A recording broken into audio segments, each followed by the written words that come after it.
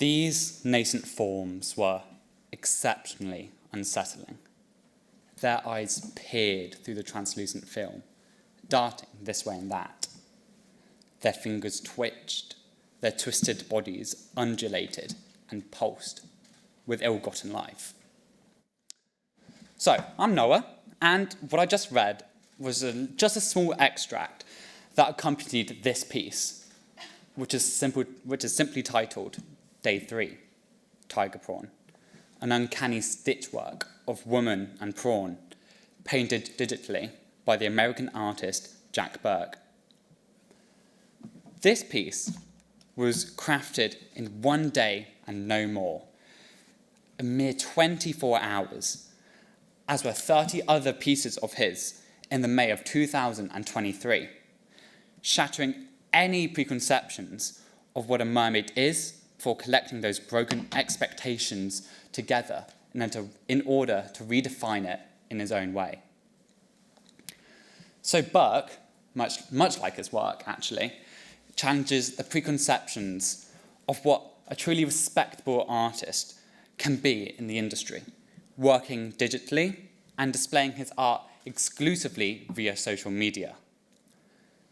But still, to me, his art evokes such strong emotions. He is no less of an artist than anyone that you could see in a gallery. Anyway, more to the point, Burke has had a fascination and fixation on aquatic life since childhood. Enamored with something so alien and unfamiliar could lie just beneath our waves. This fascination drove him quite naturally, I guess, towards mermaids, a subject he's explored quite relentlessly. As for every May, for 3 years now, he has produced a new piece for every single day of May, to which I guess he jokingly calls Mermay.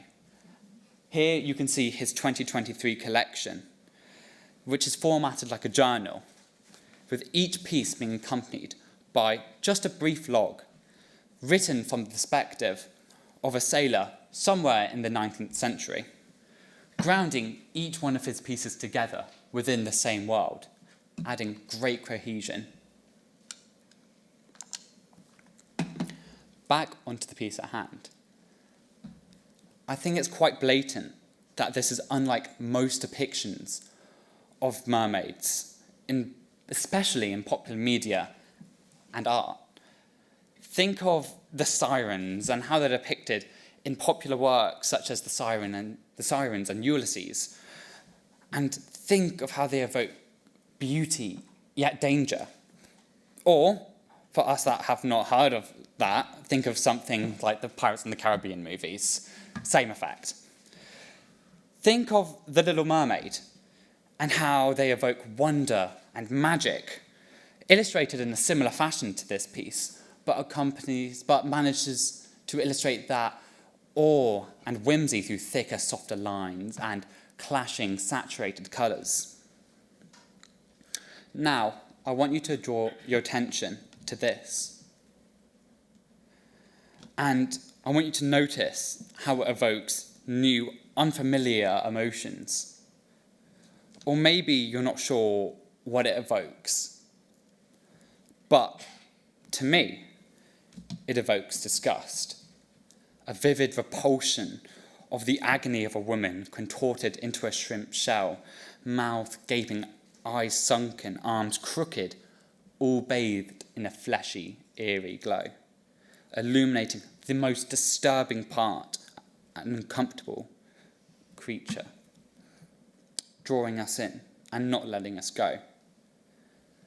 The strong posing and silhouette work allow for this creature's truly grotesque anatomy to be fully realised and observed by the viewer, placing the tangled human features directly in the centre of the canvas. All of this is an effort to unsettle and disturb the viewer, utilising up a test of the unfamiliar and hatred and fear of the unknown. As much as the mermaid itself may disgust the viewer, the background it lies upon enhances this even further. A filthy umber page to further illustrate the grime, the filth of the creature. The yellow orb behind the prawn may simply be discarded by some, and I have to admit, initially by me, as a minor detail.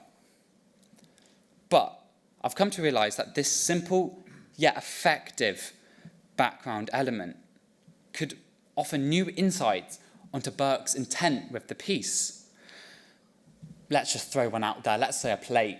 Even a nonsensical suggestion of this being representational of a dish may actually have some truth behind it. That distinct curvature that comprises the silhouette of the prawn is exclusive to those who have been cooked. And the hair drapes from the top down to the bottom, as if it was pulled directly from the brine. The colour palette of the piece also works in conjunction with this interpretation, as these warm, autumnal and fiery hues don't lend themselves naturally to an underwater scene which would normally be populated with blues and greens. This furthers the concept of her being dragged from the tide before being boiled.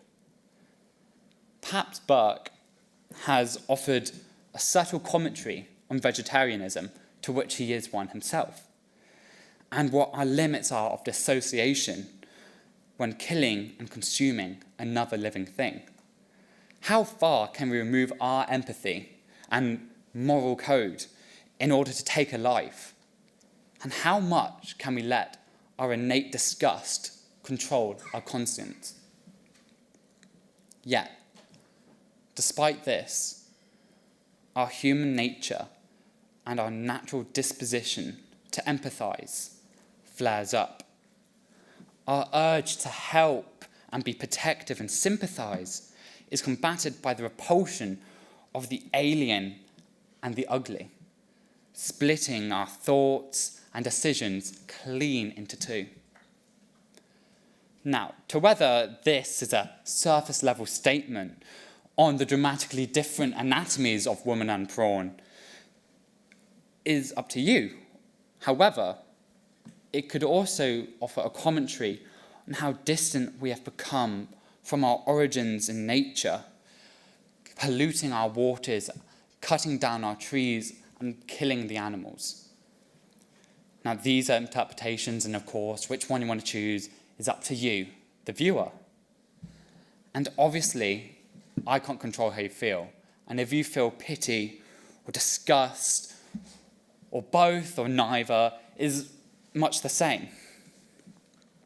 But I feel the ending of the extract, which I briefly read at the beginning, encapsulates his intent better than anything I could say. Those I encountered since I threw overboard. Now I think that slaying them may have been true mercy. Thank you.